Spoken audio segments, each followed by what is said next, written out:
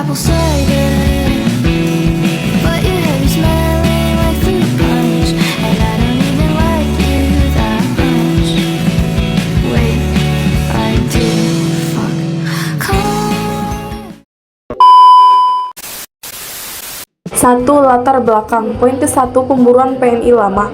PNI Lama yang dipimpin Soekarno dibubarkan oleh Sartono pada tahun 1931 setelah Soekarno ditangkap Belanda. Poin kedua, perpecahan pendapat. Menjadi perpecahan pendapat sebagai anggota ingin membuat Pantai Baru yang cepat menjadi Pratindo, sementara Muhammad Hatta dan Sultan Syahrir menolak pembaruan dan menganggap perjuangan harus berlanjut dengan cara yang lebih tertata. Poin ketiga, kebutuhan kaderisasi.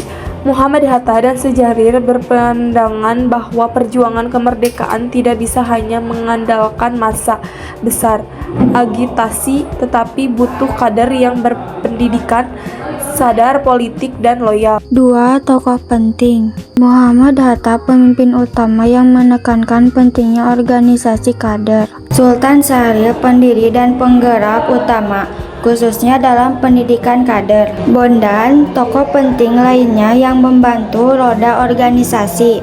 3. Waktu kejadian. Pembaruan PNI Lama.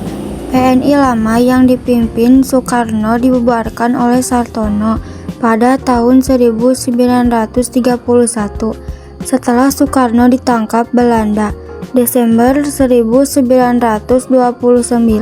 Perpecahan pendapat. Terjadi perpecahan pendapat, sebagian anggota ingin membuat Pantai Baru yang cepat menjadi Partindo, sementara Muhammad Hatta dan Sultan Syahrir menolak pembubaran dan menganggap perjuangan harus berlanjut dengan cara yang tertata.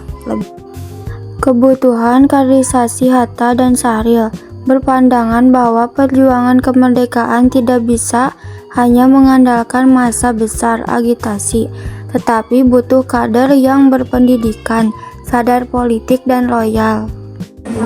Jalan cerita atau kronologis pendirian. Sepulang dari Belanda, Hatta menggandeng Syahrir mendirikan PNI Baru, Pendidikan Nasional Indonesia, sebagai tandingan Partindo.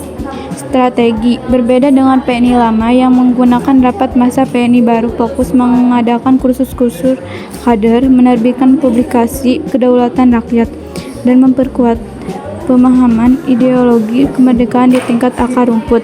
Konflik dengan kolonial. PNI Baru tetap mengambil sikap non-kooperasi, tidak mau bekerja sama dengan Belanda. Belanda menganggap PNI Baru sebagai ancaman serius.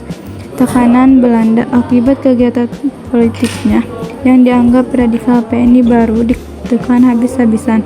Belanda melarang pers mereka menangkap pemimpin-pemimpinnya dan mengawasi setiap gerak-gerik kader.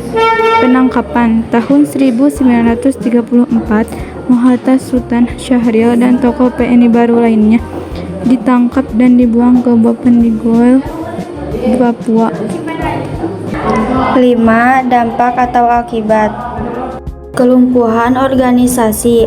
Penangkapan para pemimpin utama membuat organisasi PNI Baru lumpuh dan tidak bisa beroperasi maksimal. Pendidikan kader terhenti. Program pendidikan kader yang menjadi kekuatan utama organisasi terhenti. Pembubaran 1936. PNI Baru akhirnya mati secara praktis karena tekanan berat dari pemerintah kolonial Belanda. Pelajaran strategi. PNI Baru memberikan pelajaran penting dalam sejarah bahwa perjuangan tidak hanya butuh massa, tetapi kaderisasi yang kuat dan terorganisir.